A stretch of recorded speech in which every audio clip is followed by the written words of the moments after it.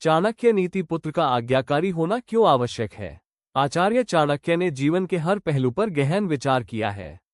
वे कहते हैं कि माता पिता के लिए सबसे बड़ी संपत्ति उनका पुत्र या संतान होती है। लेकिन ये संतान तभी वास्तविक सुखदायी सिद्ध होती है जब वो गुणवान और आज्ञाकारी हो। यदि पुत्र माता पिता की आज्ञा का पालन न करे तो वह संतान होकर भी परिवार के लिए शत्रु के समान होता है। आज के समय में देखा जाता है कि बहुत से बच्चे माता पिता की बातों को नजरअंदाज करते हैं।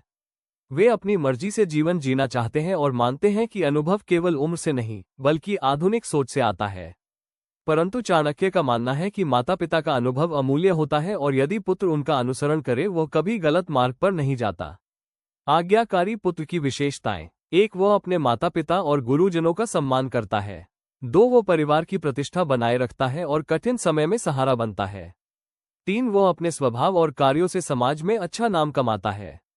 4. वो परिवार की परंपराओं और संस्कारों को आगे बढ़ाता है।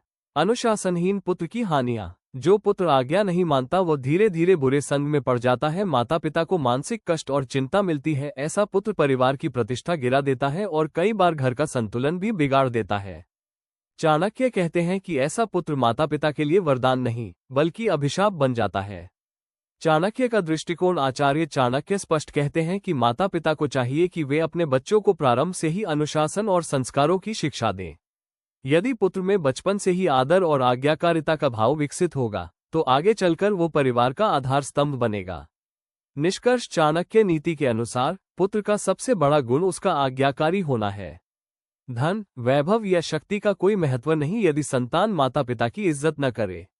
सच्चा पुत्र वही है जो माता पिता की आज्ञा का पालन करे, उनके अनुभवों से सीख ले और अपने कार्यों से परिवार तथा समाज का नाम रोशन करे।